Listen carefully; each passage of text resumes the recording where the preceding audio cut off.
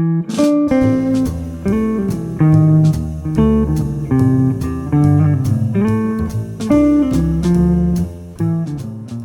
what is going on? Welcome to the video, welcome to the channel. My name is Jazz. Alright, Cyberpunk 2077 is here. It's out on PC and all consoles, and one of the biggest discussions going on around the game right now is how does it run? How does it run on consoles? How does it run on PC? Different kinds of PC configurations, all that kind of stuff.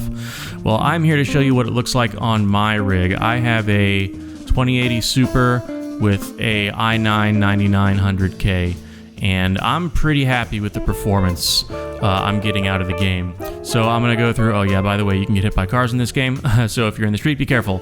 I'm going to go over my settings. I'm going to hopefully show you guys what it looks like under some different circumstances, so you guys can draw your own conclusions about what to play it on and how to set it up so it looks like this or better or worse.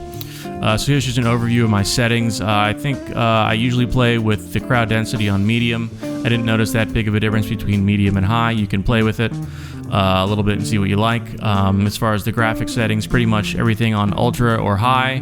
I'm going to go over some different configurations of ray tracing and DLSS here in a minute.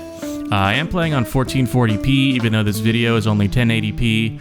I couldn't quite get it to look very good recording in OBS at 1440, so we're doing 1080. So you can imagine it's at 1440, and I have the FPS locked to 60. Okay, so this is what it looks like on my system with ray tracing and no DLSS. So you can see it's not anywhere near 60 FPS. I wouldn't play with the game like this. I prefer it to be much smoother, but it does look really, really nice. The ray tracing is beautiful. It really gives a 3D voluminous quality to the lighting. This is with DLSS turned on with ultra ray tracing. I think this is the second highest performance DLS setting, and I'll show you the other one here next. There's performance and ultra performance. This is still a little bit under where I like it. So let's switch over to ultra performance DLSS with ultra ray tracing. So better, much better, and not a lot going on in this scene, but there are a lot of light reflections and things happening. So yeah, you can see the frames sort of dipping down below that super smooth 60 FPS mark. I've found that I like to play mostly with ray tracing off, which is this next clip right here. No ray tracing and performance DLSS. Not having ray tracing on doesn't really detract from my personal enjoyment of the game. Some people might demand that it's on all the time. That's totally cool. That's up to you. You can fiddle around with the settings and decide, how much performance you want to sacrifice to get the ray tracing. But for me, this has been just fine. I find that if I come into a scene and I really want to check out how it looks with ray tracing, I'll go over and pop the ray tracing on for a minute, check it out, and then go back. Here's without ray tracing again, and it was so pretty that I got distracted looking around and I crashed into the median there.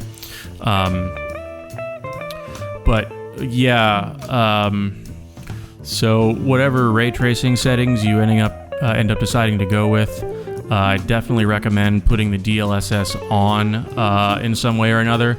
A lot of people are saying it's pretty much doubling their frame rate, or that it is the only thing that makes this game playable with ray tracing on. So yeah, super important. Give it a try both ways, but I think you'll find that you want the DLSS on.